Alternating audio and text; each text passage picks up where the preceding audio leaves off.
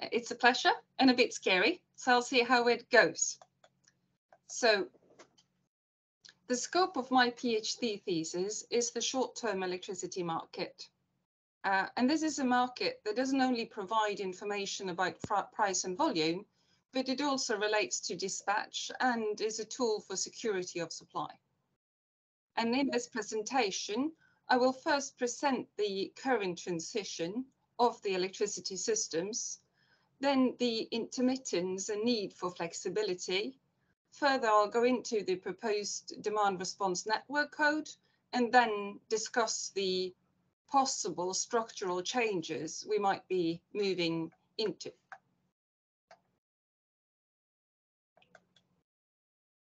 So the green and digital shift or the transition is threefold.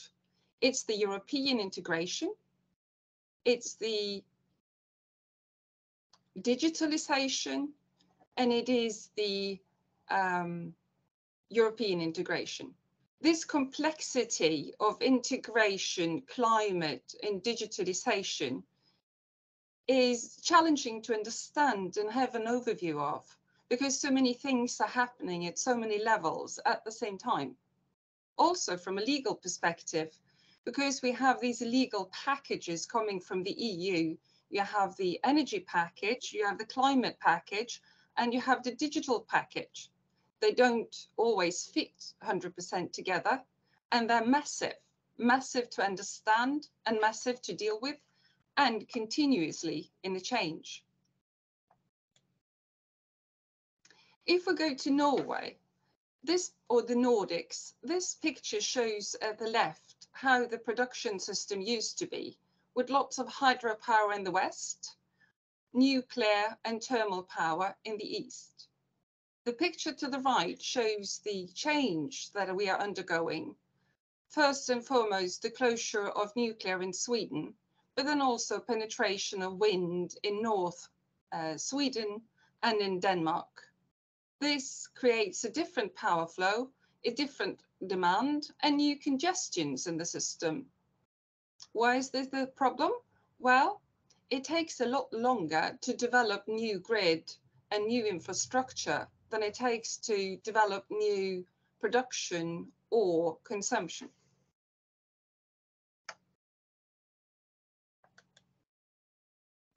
This picture illustrates the electrification of society, how it's viewed from Statnet's side in Norway. It's resulting in an increase in electricity demand. 93% of the applications are for consumption. However, we do not know the maturity of these requests of demand, and it is a concern that only 7% of the demands are from production. So what are the reasons for the lack of requests for production demand? It may or may not be influenced by regulatory barriers, lack of financial incentives or business cases, or possibly even lack of trust and forecast for increased demand and future prices. Or could it even be that international market players for new production may find other markets more attractive than the Norwegian one? We don't know, but I'm raising the question. Somebody's saying that they cannot see the presentation on the screen. Does that apply to everybody? I can see it very well. Okay, good. So offshore wind is the picture I'm showing now, and that's a means to meet the increased demand from electrification. The current Norwegian plans are to build about 30 gigawatts. That means that for the next 17 years, we shall build a system which is the size of the current system that we have in Norway. Very ambitious plans. In nature of wind is the intermittence. Some researchers say that in order to have no intermittence in wind, you need 4 different wind parks at 4 different wind areas, which probably doesn't make sense. So intermittence and flexibility is an issue to be solved with the great deployment of offshore winds. There are several plans and ways to mitigate that. One is hydrogen, another one is storage. However, even green hydrogen is less economically friendly and less efficient from a societal perspective than demand response or flexible use of electricity. So what does the international report say about the demand for flexibility or demand response? The Energy World Outlook from 2022, which is recently published, suggests that demand response and demand side flexibility should provide for a quarter of system flexibility by 2050. Moreover, that digital infrastructure and regulatory frameworks need to be developed to attract potential providers of demand response. So having this request, what is the status at the European level? If we look at the recent report that came out from the European Court of Auditors, they have this report where they've investigated the European electricity markets, in particular the role of the European Commission. The European Court of Auditors pointed flexibility in demand as a missing point in impact assessments. Further, the European Court of Auditors suggests that the Commission should set out rules incentivizing demand flexibility.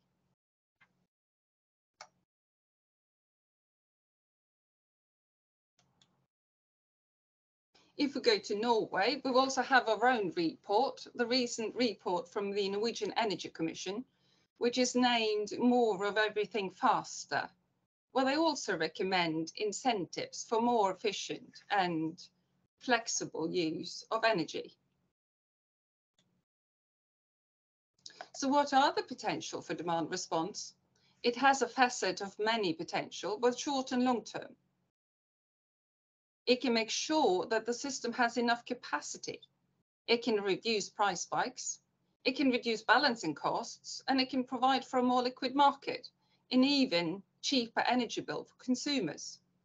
On the long term, it could be an alternative to grid investment, production investment, to capacity mechanisms, and contribute to a better and more resilient system.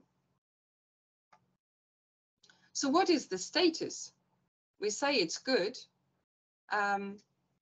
Well, in my research, I found no EU-wide or national markets that has a high penetration of demand response.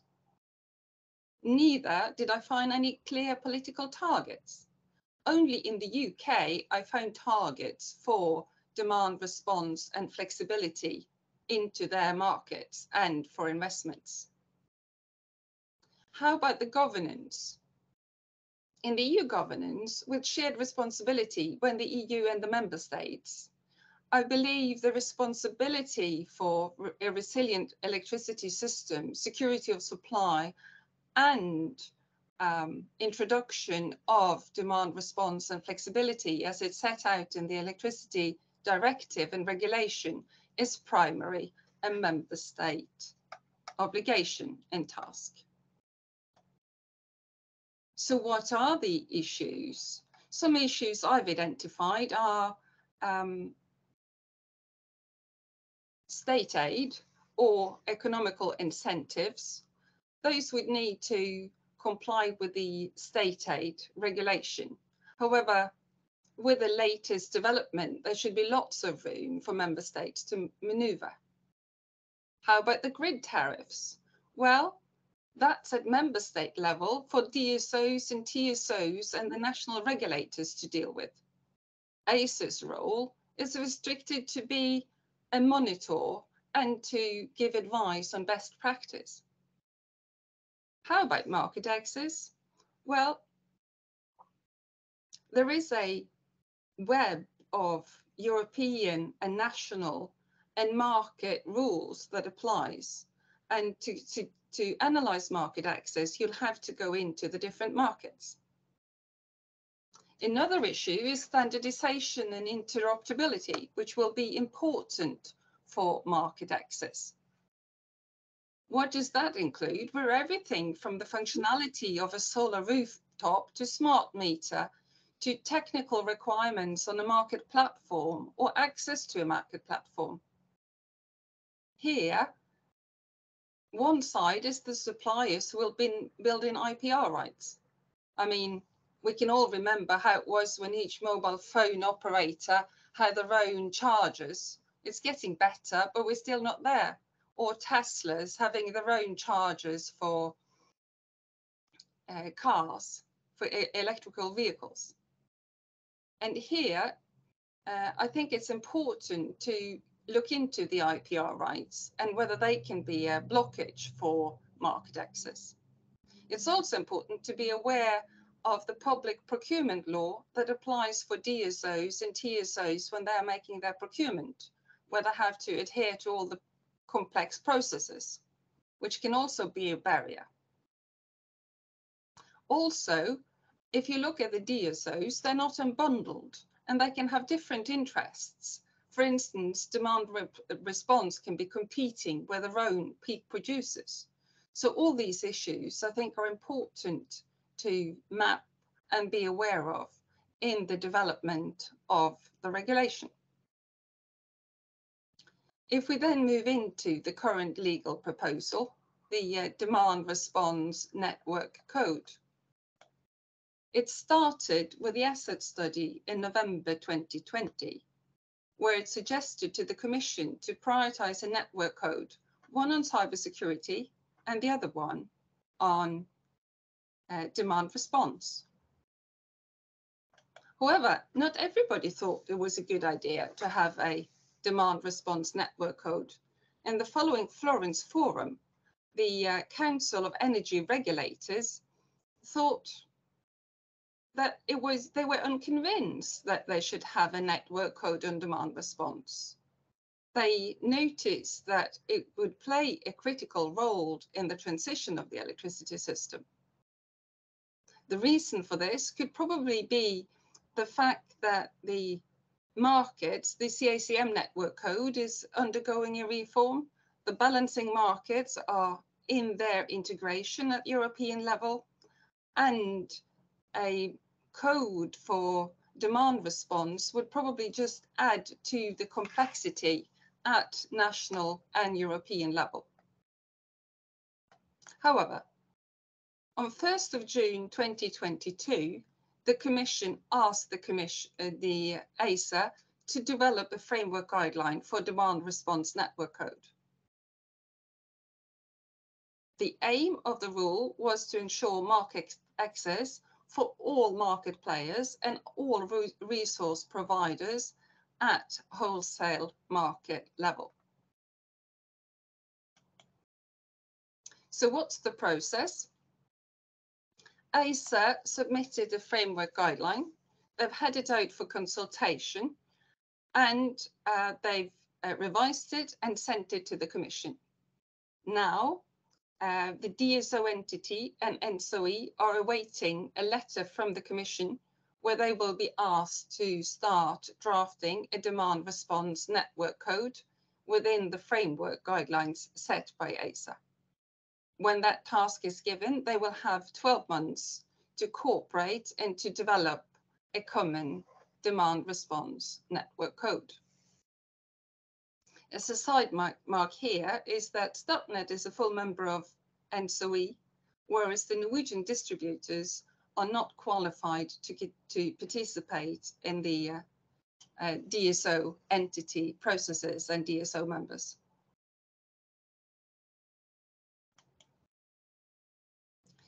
So what is demand response? You've probably noticed a lack of consistency when I've used terminology, sometimes demand response, sometimes demand side flexibility. All the reports have different terminology. However, the Energy Directive has a definition of demand response. And it is a term that helps to align consumption with available supply. And it's detailed what member states should do in the regulation and also in several existing network codes. So what's the scope of this current network code? It excludes the retail markets. It excludes TSO coordination and technical capabilities, other issues that are already regulated in existing network codes. And it includes all resource providers in all wholesale markets and all products. So when we talk about all markets, what we're talking about? It's a day-ahead and intraday market. Markets operated by the NEMOs, i.e. the power exchanges, using the Euphemia platform. To become a member, you have to apply to the regulation, qualify, but also follow the rules set out by the market operator. We have the balancing markets. There are several products and several markets, all operated by the TSOs in the process of being integrated at the European level. To be a supplier to the balancing market, one has to be qualified as a balancing service provider under the balancing network code. It also, the demand response network code would also relate to redispatch and counter trade, which are arranged at member state level. It's not harmonized, and there are various structures and various traditions, different places. It does not include retail markets, which are then seen, at least from a European point of view, to be of national relevance.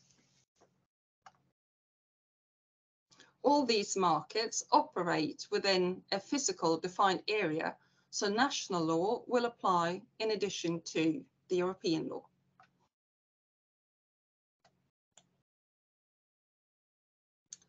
The new demand response network code need to adhere to a legal framework of directives, regulations, law, and existing network codes, as well as current judgments and decisions by ASA.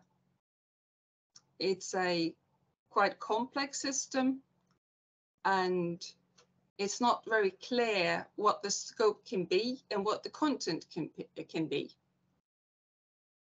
And one question is whether we will have a penetration of demand response and investment along the suggestion by the IEA by 2050, or their predictions.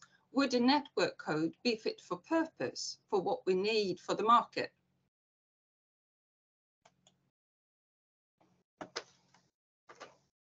Provided we have legal investments, the question is whether we will move from a more hierarchical system like the one we have today, which starts with the production, then transmission, distribution, retail, and to the end consumer, to a more interactive system, both for power flow and for information flow, where you'll have input of information and production at different level, and it'll be more interactive.